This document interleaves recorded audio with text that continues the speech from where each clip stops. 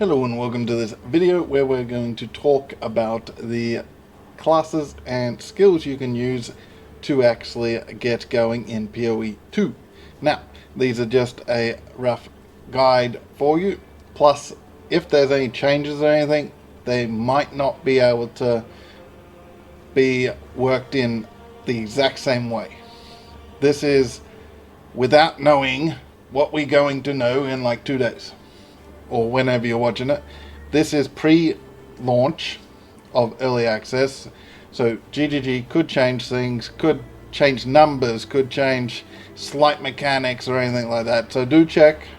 But at the moment we should have a rough guide on how we're going to launch. They could balance it out depending on how everything works, so keep that in mind, and we'll get into all the different classes and skills you can use for those classes, and some ascendancies I recommend as we go.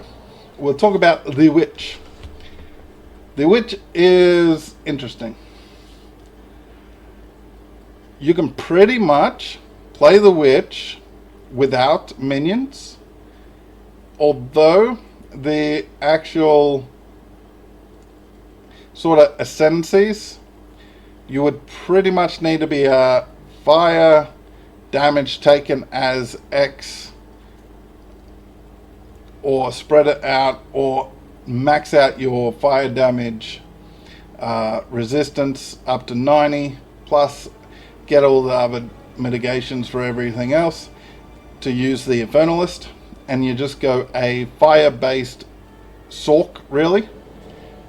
Or you can go a Blood Mage, where I would recommend a minion based build, just because you are using life and mana, so having extra things doing damage and any sort of leeching you can get whilst you're not getting attacked then increases the ability for you to over leech your life, and then have a double life pool, and then you obviously stay alive.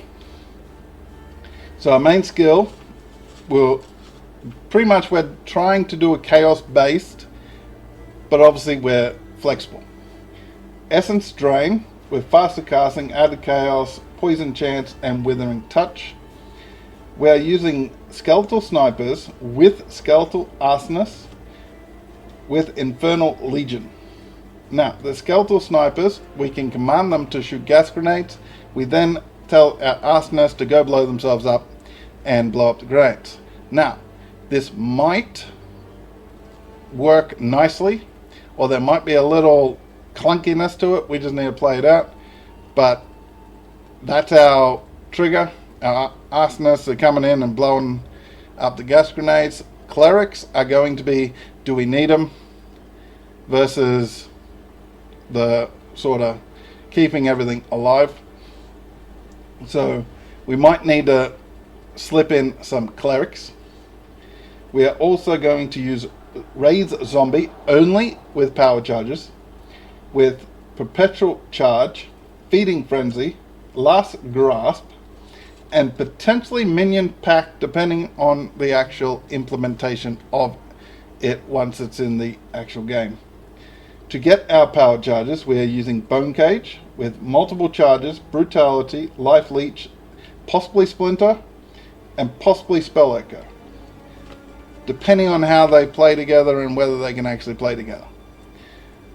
And we're also using Skeletal Warriors Meat Shield as literally what the support says.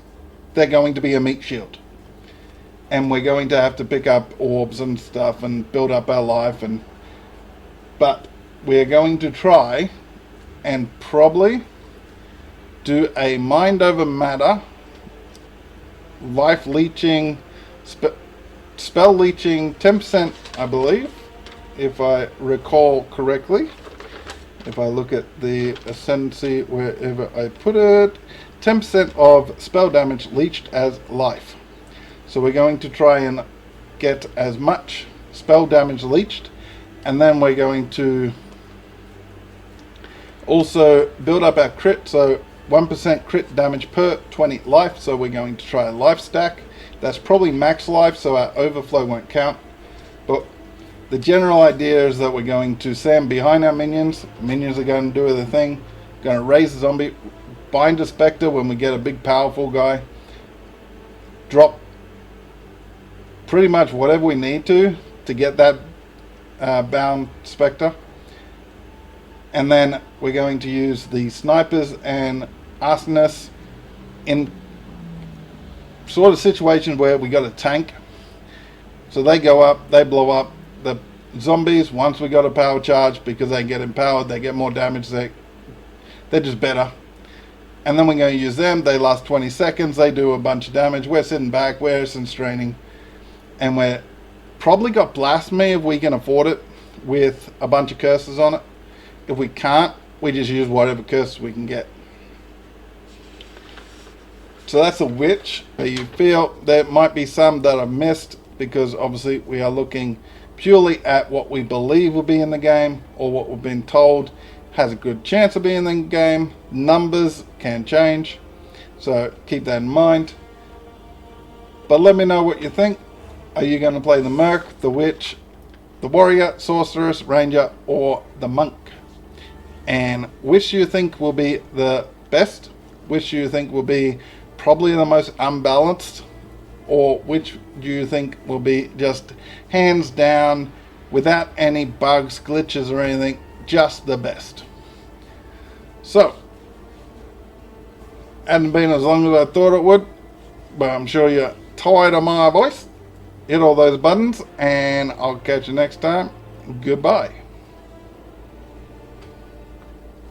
Now, these are just a rough guide for you. Plus, if there's any changes or anything, they might not be able to be worked in the exact same way.